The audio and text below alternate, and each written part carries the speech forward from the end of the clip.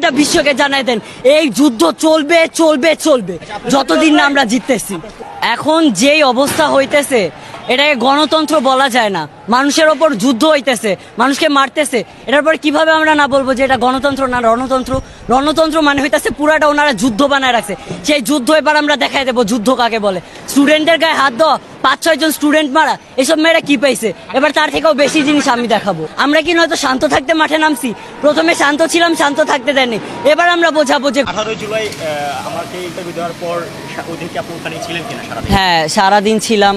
আমার পায়ে গুলি খাইছি 2টার দিকে, ফার্স্ট গুলিটা, তারপর আবার গুলি খাইছি, সেন্সলেস হয়ে গেছিলাম 3-4 বার বেশি, হ্যাঁ 3-4 বার 4বার সেন্সলেস হয়ে গেছি। সবাই বারবার উঠায় নিয়ে পোস্টার নিয়ে, হয়তো একটা পিকও ভাইরাল হয়েছে যে পোস্টার নিয়ে বসে আছি। রাস্তা আমি ছাড়ি নাই, কিন্তু লাস্ট যখন সেন্সলেস হয়ে গেছিলাম, সারাদিন না খাওয়া ছিলাম, অনেক টায়ার্ড ছিলাম, তো একদম 7টা বা 8টার দিকে আমি প্রপারলি সেন্সলেস হয়ে গেছিলাম। তখন মেডিকেলে নিয়ে সেন্ট্রালে ছিলাম, মগবাজারের ওদিকে। এইসব দেখার জন্য না, তাই আমি বলতে চাই আমাদের সুরক্ষার জন্য যেন নেক্সট টাইম আর বলতে না হয়, এটাই আমাদের শেষ কথা। এবং সংসদ এবং রাজনীতিতে যেন হিন্দুত্বের প্রভাব থাকে, নয়তো আমরা হিন্দুরা ধরতে গেলে একদম নাই হয়ে যাব।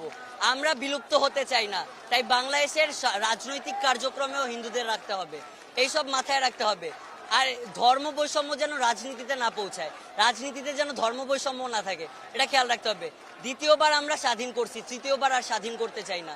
তৃতীয়বার তাহলে পরাধীনই থাইকা যাবে, কারণ একবার 2বার বোঝানো যায়।